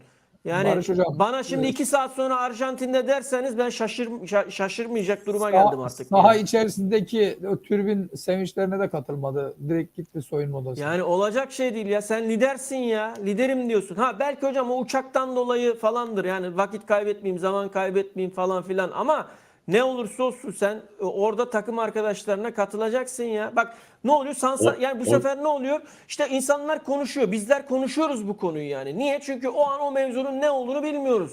İşte Mutlu hocam oradan haberi aldı belli ki. Ne yapıyor işte Mutlu hocam söylüyor. Ne oluyor sonra biz bu sefer konuşmaya başlıyoruz yani. Ya kardeşim bu Oyundan tarz şeyleri alındığında isyan malzeme etti etmeyin. zaten. Neye Ya isyan tamam. ettiğini bilmiyorum da Evet, Evet. biraz çıktığında kızgınlık isyan ifadesi etti. vardı. Evet. Evet, Ya kızgınlık Allah ifadesi aşkına vardı. ya. Yani biraz ya hocam bir şeyler var, öğreneceğiz. Az kaldı, yakında kokusu çıkar. Hocam bir Uğur de abi demiş Icardi'ye ki buradan şunu seslenelim. Icardi'ye pardon. evet. Şu saçını geri sarıya boyasın ya. Bu normal bu saç rengiyle başarılı olamıyor. Sarıya boyasın, bak sana düzelecek futbolu. O sana Söyleyeyim. yum imajı tutmuştu. Evet. hocam bak sana Bak yeminle söylüyorum, bütün samimiyetimle bugün maç izliyoruz arkadaşlarla. Arkadaşlara dedim ki daha 15. dakika falan Bu ekibin dedim tekrardan dedim saçlarını dedim sarıya boyaması lazım dedim. Sara da dahil Evet. dedim, hep gülüştük falan böyle. Evet. Aynı şeyi sen Aynen de öyle. düşünmüşsün hocam. Bravo, tebrik ederim. Saraya da yakışır o sarı saç. Saraya da yakışır saçı. Hocam demiş ki Uğur abi, sanırım bir tercih yapmamız gerekiyor. Hem ligi hem Avrupa Ligi'ni beraber götüremeyeceğiz. Ligi önemsemememiz gerekiyor. Bu arada girdikten sonra Şalai'yi bayağı beğendim diyor. Evet Abi evet. ligi Diriydi, beğenmemek, diriydi evet. ligi beğenmemek, siz ne diyorsunuz hocam? Ligi önemsememek. Yok, ligsiz olmaz. Çünkü ligde bırakılmaz da Uğur Bey'e o Yani konuda 5. yıldız katılmıyorum da diyoruz. Uğur abi yani ikisini bir gözünü arada seveyim. götürmek mecburiyetinde. Uğur Bey'e Uğur ben Bey, Mecbur. anlıyorum ama Galatasaray bu ikisini sene birlikte için değil götürmek yani. mecburiyetinde. Bu sene Aynen için öyle. değil. Lige bu Galatasaray gibi sene için. takım, hocam ikisini de götürmek mecburiyetinde Galatasaray gibi takım. Ben kabul etmiyorum. Evet. Evet. Biz ne maçlar oynadık, ne Şampiyonlar Ligleri oynadı Galatasaray. Kaç maç oynadı yılda, takır takır takır takır. Biz UEFA Hocam kupasını almışlar. düşük Tam bu kadro maliyetler, götürmeyebiliyor diyor Uğur Bey. Ama biz götürtmemiz lazım. şöyle ligi önemsemememiz gerekiyor ama yok, ligi Yani ligi tercih etmememiz gerekir lazım, demiş. Avrupa'ya önem vermemiz lazım diyor Uğur Bey de. Yok, düzeltmiş Uğur abi de acaba ben mi yanlış okudum diye ligi Yok, önemsemememiz lig gerekiyor diyor ama önemsemek gerekir şurada dedim. doğru Tamam. okudum değil mi? Yanlışım yok. Tabii oradaki kelime He. hatası olmuş. Tamam. Evet. Tamam Uğur abi. Aman ha, linçlenirsin Tamam. vallahi Uğur abi. Bak ha. Aman ha. Gözünü Yok seveyim. yok yok. Uğur Bey'i kimse linçleyemez. Yok. Uğur Bey'i kimse linçleyemez. Evet. Yani şöyle az önce Adnan hocam senin söylediğin biz ne başarılar elde ettik işte hem ligde hem Avrupa'da falan derken, hatta Tabii. bu kadronun maliyetinin çok altında kadrolarla biz kazandık bunları yani. Ha? Ruh vardı. Tamam Ruh. mı? Ruh vardı 2000 yani. ruhu. Mehmet 2000 Mehmet Abi. Cansu'nun Mehmet Cansu'nun döneminde para yoktu takım. Borç harçtı, kadro Evet. kurdu ve çok ucuz takım. Lucescu getirildi. Millet bu Hamal nereden geldi diye yerle bir ettiler. Ne kadar başarılı oldular bak. Şampiyon Evet. oldu. Avrupa'da bayağı ilerledi. Ve sıradan futbolcular geldi. Kimse ismini bilmiyordu gelen futbolcular. Aynen Olur öyle. yani. Böyle bir şey yok. Yani bu kadroda götürmeli yani hocam. Büyük para alıyorlar. Icardi gibi. Dünyanın en iyi 3 santraforu şu anda Galatasaray'da hocam. Neredeyse ya. Tabii. Böyle bir şey yok. Avrupa'nın net, Evet. dünyanın Bir daha- aynen dediğin gibi daha yani. nasıl olacak? Yani Kalede Muslera var. Sanchez var. Dünyanın en iyi Evet. futbolcularından defans. Sanchez var. Kalede Muslera gibi bir dev var. Dünyanın ilk 5 arasına girmiş bir kaleci. Daha nasıl olacak hocam? Yani bu kadro şu anda ikisi de takır takır oynar ya. Oynamalı Hocam yani. Sanchez de dedin ama Sanchez de 3-4 tane şöyle bir yatarak top aldı. Yani çok zamanında Abi çok güzel, kritik etkili toplar maç, aldı. çok kritik toplar aldı. Çok Hakikaten müthiş bir oyuncu. Çok Yani profesyonel. Sanchez'siz, Çok büyük aynen, profesyonel evet. Sanchez'siz bir kadro düşünemiyorum açıkçası. Ama Bir ben de oyun içerisinde Hı hı. şunu da düşündüm hocam. 60-65'lerde falan düşündüm. Kaan'ı alıp Sanchez'i sağa çekip veya Barış'ı geri çekip, hani ileride de bir değişiklik yapabilirdi. Göbeğe diri bir defansla beraber Nelson'u alabilirdi yani. Daha diri tutabilirdi defansı yani. Hani gelen atakları bir tık daha böyle önleyebilirdi diye düşünmedim değil. Zaten Ama ona rağmen evet. O da bugünkü güzel maçta bir hocam bu alternatif yani. Evet. Evet. Heh, bak Kasımpaşa maçıyla son Rigas maçının arasındaki fark bugün orta sahayla defansın arası fazla açık değil hocam. Çok böyle kompakt oynadılar, birbirine yakın. Onun için pozisyon vermediler fazla. Bak bu çok iyi bir oyun sistemi. Bugünkü Önceki maçta maçlarda orta saha tabii. Bugünkü Dengeli maçta oynadı değil mi hocam? çok iyiydi. Evet, çok dengeli oynadı. Yani bunu da göz ardı etmememiz lazım. Onun için fazla bir pozisyon yakalamadı Alanya'sı. Diğer Kerem- Kasımpaşa hocam tak gittiler. Kerem de Kenan da farklı bir yerden bakmış. Kerem'in gitmesi bayağı etkiledi. Barış da Icardi'de Ya etkisiz Kerem kalıyor. gitmesi tabii Galatasaray Icardi etkiledi. Zaten ona kimse bir şey demiyor. Onu söylüyoruz zaten. Ama Evet. Kerem gitti diye de ağlamamamız lazım. Karalar mı Tabii bağlayalım canım. yani? Yunus Sirkelenecek. onun yerine doldurdu ya. Fazlasıyla doldurdu Yunus onun yerine. Ha, Aynen. Bu yani şeyi de geri değinecektim doldurun. hatta hocam. Bugünkü maç 4-2-3-1 oynadı Galatasaray. O Evet. sizin dediğiniz 4-2-3 yazılı önümde. Evet. Evet yazılı evet, önümde. biraz da ondan kaynaklı 4-2-3-1 yani. oynadı. Evet. Evet. Evet. Çünkü bu Evet. defansla orta sahayı yani sıkı tuttu. En azından maçı garanti alayım diye, yani farka gitmek istemedi. Evet, Yani farklı bir evet. skor istemedi Okan Hoca. Yani 3-0 4-0 Garantiye istemedi. oynadı. Maçı alayım benim olsun. Garanti oldu. Evet, aynen öyle. Teşekkür ederim Kenancığım. Sağ olasın. Geliyor övgüler, geliyor Evet. maşallah, geliyor. Evet, doğru analiz, doğru yorumlayınca tabii herkes zevk alıyor, keyif Barış alıyor. Hocam, Metin Bey'in bir şeyi vardı, onu getirebilir miyiz ekrana? Hemen hocam getirdim, buyur. Şimdi Icardi'nin bu kötü sinyalleri aylar öncesinde diyor Arjantin'de gördüğü tedavi ve mavi sularda verdiği pozlarla tescil etmişti. Galatasaray ruhunu çok da sahiplendiğini sanmıyorum diyor. Metin kardeşime doğru söylüyor. Kesinlikle Galatasaray, yani Galatasaraylılık farklı bir şey. Hiç kimse, hiçbir futbolcu Galatasaray'ın önünde olamaz yani. Icardi de olsa Galatasaray'ın önüne geçemez yani. Bugün var, yarın Teknik yok yani. direktör yönetimdi hocam. Galatasaray'ın Tabii üstünde ki, olamaz. tabii ki Galatasaray'ın yani üzerinde değillerdir. Tabii. Hiç Peki kimse hocam soruyorum İşler size. olamaz. Evet. Peki soruyorum size. Mutlu hocam böyle de çok iddialı konuştun. Soruyorum. Evet. Fenerbahçe'de aynı şey olabilir mi? Beşiktaş'ta aynı şey olabilir mi? Yani şimdi orada da şimdi diyoruz ya. Şimdi Galatasaray'da hiçbir futbolcu kulübün, takımın üstünde olamaz. Bunlar Fenerbahçe ve Beşiktaş'ta olabilir mi? şimdi Barış Hocam, Fenerbahçe'de bir defa oldu. Alex Orada da döneminde. olmaması lazım. Orada da olmaması Olmaması lazım. lazım. Ben onu diyecektim zaten. Olmaması gerekir. Aziz Kültür Yıldırım olması, zamanında, futbol kültürü. evet, Evet. Aziz Yıldırım zamanında Alex'i çok yani tamam, futboluna bir şey demiyoruz. Teknik olarak, kişilik olarak falan 10 numara bir insan ama yani kulübün üstünde tutuldu. Heykelini diktiler, bilmem ne yaptılar falan. Çok yanlış yapıldı bu olay. Kesinlikle yanlış. Senin bir Can Bartun var yani.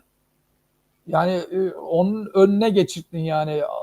Can Bartu'nun da önüne geçti yani o adam. Hocam Merih Demiral'ın da Heykeli dikilecek diktilerdi çok heykelini. futbolcular var. Evet. Merih Merih Demiral'ın da Demiral'ın diktiler. heykelini bak, Merih Demiral'ın heykelini diken belediye başkanımıza ben çok teşekkür ediyorum. Yani farklı düşüncelerle yapılmış bir yani heykel, oradaki anlatılmak istenen O ceza daha yemesinden dolayı. Evet, ceza Tabii, yemesinden. ceza yemesinden ziyade tabii Hayır, ceza hayır. yemesi olayı da var. Türklüğün Türklüğün sembollerini, simgesi, tabii simgesini. tabii simgesini ifade ettiği için, hatta bunu daha açık söylüyorum. Bunu heykelini diken de bir CHP'li belediye başkanımız. Kendisini de çok severim, çok da takdir ederim. Yani bravo diyorum yani. Buradan tebrik ediyorum. Teşekkür ediyorum. Tebrik ayrıca yani. ederiz. Milli Evet, milli tebrik duygular ederiz. başkadır hocam. Evet. Aynen Tabii öyle. ki, Tabii ki. canım. Aynen öyle. Oralar farklı yerler. Evet, Evet. hocam yani belirtmek istediğiniz, söylemek istediğiniz herhangi bir şey var mı? 1 saat 13 dakika olduk. 14. dakikaya giriyoruz. 15 işte 1 saat 15 dakika. Maçla ilgili, Beşiktaş maçıyla ilgili de olabilir. Söylemek istediğiniz herhangi bir şey bugüne dair. Beşiktaş maçı şöyle. Antep iyiydi bugün. Gerçekten Antep diri oynadı. Penaltıyla Beşiktaş golü buldu. Immole'nin golüyle ama bu penaltılarla nereye kadar gidecek Beşiktaş? Nereye kadar gidecek? Farkındaysan her maçta bir penaltı çekiyorlar, farkındaysanız. Antep'in offside diye Evet. kesilen golü Evet. hocam, yani Evet. Enteresandı. akla zarar yani. Akla zarar yani. Ya, Yani bunun Bugünkü maçı Antep alabilirdi, evet. bunun şeyi sorulması lazım ya. Yani ya kardeşim, göz göre göre, insanların gözünün içine soka soka, yani nasıl oluyor bu iş, ben anlamıyorum ya. Yani bu Antep'in de 3 cesareti, puana bu çok şeyi nereden ihtiyacı var. alıyorsunuz? Antep'in de Tabii evet. canım, düşme Antep'in de çok hattında ihtiyacı neredeyse vardı. yani. Evet. Tabii çok Aynen ihtiyacı öyle var. hocam. Çünkü şehir takım Antep. Antep büyük bir şehir. Aynı bizim nasıl Aynen Adana öyle. Demirspor'a biz üzülüyorsak şu anda, Antep de Hocam aynı. 7 Bunlar maç, ligde 7 maçta kalabilmeli. 7 maçta 16. sırada 5 puanı var yani. Ya güney Düşün. ekiplerimiz Demirspor'da en yani altta 1 puanla, evet. şimdi Evet. güney şehirlerimiz olan takımlar, ya Adana Demirspor, Hatayspor, Antep, yani bir Kayseri var içlerinde. Yani hepsi şu an ligin dibine demir atmış vaziyette yani. Mutlu Adana hocam. tribünleri bugün yönetime çok istifa Murat Sancak sesleri çok istifa yükseldi etti. bugün. Evet. Murat Sancak istifa Etti etti. değil Bu mi? arada onu da Tamam. söyleyeyim. Evet, size unuttum onu Tamam. söylemeyi. Murat Sancak istifa Kurtulmuş etti. yani. Hayırlı Takım uğurlu olsun kurtulmuş diyoruz ama Demirspor. kim alacak, kim nasıl yönetecek? Zaten takım yani onsuz da aynı. Yani yok yani o var ha da yok yani fark etmiyor ki. Yani Hocam Var belediye hocam, desteğiyle, Belediye- belediye başkanı başkan olamaz da belediye desteğiyle bu işe el atılması lazım. evet, valilik, belediye, Tabii. üst Yani düzey belediye el kurumda atması lazım kuruluşlar. bu işe. Adana Belediyesi. Evet. hocam Zeydan Karalar da sever, yani Adana'yı seven bir başkan. Demirspor'a da yardım edeceğine inanıyorum. Ha, iyi bir başkan. Yani bir şey olması lazım hocam. Birinin etrafında birleşmeler lazım. Demirspor, Adana, yani hocam kimse nasıl birbirine birleşecek ki? küsmeden Transfer etmeden. tahtası kapalı. Ne transfer İşte yapabiliyor ne bir şey açtıracaklar hocam. yapabiliyor yani. Paralar ödenip açtırmalar lazım. Yani Belli bir paralar var, onlar ödenmesi inanılır lazım gibi hocam. değil ya. İnanılır Futbolculara gibi değil borçlar yani. var, evet. Hocam Yani Mutlu parayı hocam bulup Ergün Pembe'den haber borçları var mı? ödemeler lazım. Evet. Barış Hocam, Ergün Pembe bugün son dakikalarda da olsa e, Soma karşısında 1-0 galip geldi. 3 puanla tanıştı Mersin İdman Yurdu. Hocam moral motivasyon açısından çok iyi olur ha. Çok iyi Evet, yani evet. moral motivasyon açısından. Çok iyi Evet. olacak. Yani daha iyi olacağını düşünüyorum yani. Zaten Ergün de Ergün sağlam Pembe futbol de, oynatır. evet, Ergün Pembe de buraya yabancı değil. Daha önce Tarsus İdman Yurdu'nu falan çalıştırdı. Yani Tabii. Mersin'e de yabancı değil yani. Buranın her yönüyle hakim bir kişi yani kendisi de. Yani şehrin Gü- kültürüne, Tabii, oyuncular tabii. insanlarına, Tabii, işte tabii. Aynen yemeğine, öyle. yatmasına, kalkma her şeye alışık Evet. zaten. İyi bir Yani şey yani. Ergün'ün Mersin'de başarılı olacağına inanıyorum ben. Yani her ne kadar şimdi sezon başında Mersin İdman Yurdu arka arkaya birkaç maç kaybederek ligin dibine demir attı gibi bir şey olmuştu ama şu an 4 puanla tırmanışa geçeceğini düşünüyorum yani. Ya Mutlu hocam bu türlü takımlara halk sahip çıkması lazım. İşte sponsorlar olması lazım. İş adamları sponsor, para, ya, seyirciler işte forma alacak, maçlara gidecek. Bir Evet. forma değil, 2 forma alacak. Yani takımlara böyle ayakta durur bu türlü takımlar. Para yok çünkü Evet. bu takımlarda kardeşim. Para yok. Mutlu Onun hocam, için buyur. mesela Evet. Mersin'deki iş adamları sponsor olacak ya. Kimisi işte tozluğuna, kimisi ayakkabısına, kimi şortuna, ufaktan yani. Herkes gücünün yettiğince abiciğim Şimdi ya. Mersin'de Böyle Adnan Hocam, Mersin'de Türkiye'nin sesim geliyor mu? Tabii ki Evet. geliyor. geliyor. Evet. Hem de var ya Mersin'de sağlam geliyor ses. Türkiye'nin, bu arada Galatasaray sevdalının mesajını kaldırma, ona da cevap vereceğim. Tamam hocam. Mersin, Adnan Hocam, Türkiye'nin ikinci büyük limanına sahip. Tabii. İkinci büyük Çok güzel limanına limanı sahip. var. Hatta şu an Almanya Hamburg'la birlikte eşdeğer, hatta Hamburg'un bile önüne geçmiş vaziyette gibi bir durumu söz konusu. İnanılmaz bir potansiyel var orada. Ayrıca serbest bölgesi var. Oraya giriş çıkışlar var. Yani ekonomik yönden bahsediyorum bu konuları. Mersin hali Orta Doğu'nun en büyük hali. Orta Doğu'ndan bahsediyorum. En büyük hali konumunda. Serbest Yani bölge. bütün Orta Yıllardan bu yana Doğu'ya, serbest bölge var. Gümrük var evet, tabii. Mersin halinde Orta Doğu'ya giden bütün sebze ve meyveler Mersin halinden geçer. Mersin halinden gider yani. Ve Buradan Mersinli halci arkadaşlarımıza, dostlarımıza sesleniyoruz. Mersin İdman Yurdu'na bol bol sebze meyve yemeklerini Evet. eksik etmeyiniz. evet. O konuda Şehit sıkıntı takımımız. olacağını sanmıyorum. Fazlasıyla gönderiyorlardır, emin olun. Çünkü ben çok yaşadığım bir, şahit olduğum konu yani. Ben demek istediğim, ayrıca belediye var. Yani Mersin, eğer ki güzel bir şey var Adnan Hocam, ayrıca uluslararası ticaret yapan şirketler var ve bir de Türkiye'nin Tabii. bakliyat baş şehri Mersin. Bakliyatın Tabii. baş şehri Mersin. Tabii. Bütün Türkiye'nin bütün diğer illerinde bakliyatlar üretilir. Barış Hocam, Mersin'de gelir, Orada paketlenir, birleşir, evet. Orada temizlenir, birleşir. Biliyorum, evet. temizlenir, paketlenir, bütün marketlere, şehirlere transfer edilir. Buradan Hocam, geçer yani. yarın Mersin ile ilgili özel bir yayın yapacağız. Yayında. Evet. Ayrıca Mutlu hocam, bu arada anlatacağız. size de şunu diyeyim. Mersin Limanı dediniz. Yani Türkiye'nin en büyük. Şu anda Adana Karataş'a çok büyük. Türkiye'nin en büyük tamam, limanı oraya da yapılacak. yapılıyor. Evet, yapılıyor. Yapılacak. Evet. Öyle bir şey var yani. Çok büyük. Evet. Yatların, böyle iş adamların yatlarının geleceği çok büyük bir liman Adnan yapılıyor. hocam sende yat kaptanlığı var. Sende ehliyetin var. Bende hepsi var hocam. Sende hocam, hepsi var. Sen benim bahsettiğim liman o Karataş'a yapılacak limandan farklı. O daha çok Tabii şey tabii, tarzı, yok onu demiyorum. Onu yatlarla ilgili, biliyorum. marina tarzı ama Mersin limanı uluslararası ticaret bazında yani çok önemli bir konuma sahip. yani Onu buradan anlatmaya Serbest Mersinli bölge, iş adamlarına, serbest tüm bölge, iş evet. adamlarına Evet. buradan Evet. yani Mersinli büyük iş adamlarına elinizi değil gövdenizi taşın altına Tabii. koyun diyorsunuz. Tabii yani Mersin aslında var Aynen ya, öyle. Süper Lig'in vazgeçilmez bir takımı olması gerekir yani.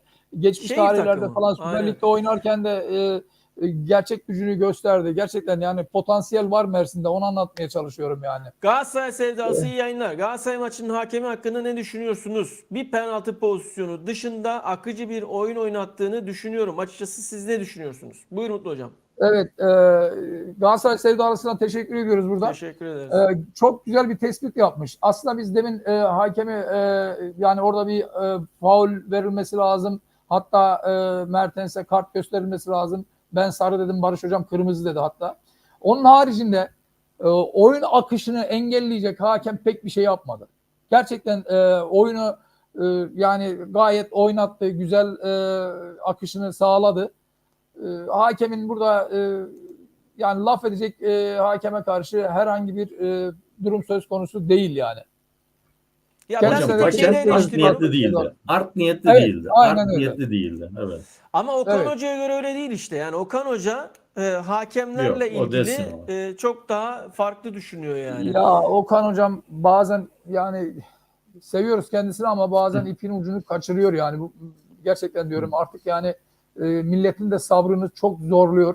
E, yapmaması lazım yani. Bazı şeyler böyle parmak hareketleriyle, el kol Konuşmaması hareketleriyle lazım. falan ya Evet. kardeşim, bir ağır taş yerinde ağırdır ya. Yani biraz daha sakin, biraz daha ılımlı, biraz daha geniş düşünmen lazım yani. Son Şöyle, 2 yılın oyun- şampiyon oyunun hocasısın. içinde Bu kalarak, sene de oyunun lidersin. içinde Evet. kalması lazım yani. Oyunun Evet. içinde Tabii, Ya kalması Adnan tabii. Hocam Okan Hocam'ın kazandığı kupaların Hamza Hoca, Hamza Hamzoğlu yanılmıyorsam bir sezonda aldı ya. Ve adamı yine gönderdiler takımdan. Yani Okan Hoca da Okan Hoca, gönderilecek Metin biri Bey, değil çok yani. teşekkür Onu ederim. ben demek de onu Çok istiyorum. sağ anlatmaya olun. çalışıyorum. Yani vazgeçilmez Tabii. değil. Hiç kimse vazgeçilmez değil. Okan Hoca da vazgeçilmez değil. Değil Ya değil. onun için Ya. aklını Tabii, başına tabii. alması lazım. Biraz daha vakur, biraz daha ağır hareket yani ağır durması Hakemle lazım. oynamayacak. Hakemle oynamayacak abi. Fazla konuşmayacak. Evet. Metin Bey, programınız çok keyifli. Yorumlarınız, maç analizleriniz ve bizlerle etkileşiminiz programın kalitesini üst seviyede tutuyor. Her birinize ayrı ayrı teşekkür ederiz Biz demiş. teşekkür ederiz. Metin Bey, Biz biz teşekkür çok sağ olun. ederiz. Teşekkür Metin ederiz. kardeşimin bu tespitinden dolayı Çok biz de sağ olun. kendisine çok teşekkür ediyoruz. sağ Kanalımıza olun. vermiş olduğu katkılardan dolayı çok teşekkür ediyoruz. İyi ki varlar diyorum yani. Evet. Mehmet Polat, Galatasaray Alanyaspor karşısında zor da olsa 3 puan almasını bildi. Tebrik ediyorum demiş. Teşekkür ediyoruz. Arkadaşlar bugün yayınımızı yine kapatıyoruz. Vaktimiz, saatimiz geldi. Hepinize yayınımıza göstermiş olduğunuz ilgiden dolayı çok teşekkür ediyoruz. Yayınımızı beğenip kanalımıza abone olursanız çok seviniriz. Yine Galatasaray ağırlıklı bir kanal olarak Galatasaray maçlarından sonra yayınlarımıza devam edeceğiz. Hepinize çok teşekkür ediyoruz. Kalın sağlıcakla. İyi akşamlar, Herkese iyi saygılar. akşamlar. Son bir yorum okuyayım. Vazgeçemedim. Galatasaray maçı kazanmış olabilir ama Alanya'nın hakkını teslim Tabii. etmemiz lazım diyor. Evet. Çok sağ olun. Teşekkür ediyoruz. Kendinize çok iyi bakın. Kalın sağlıcakla. İyi akşamlar diliyorum. Hoşçakalın.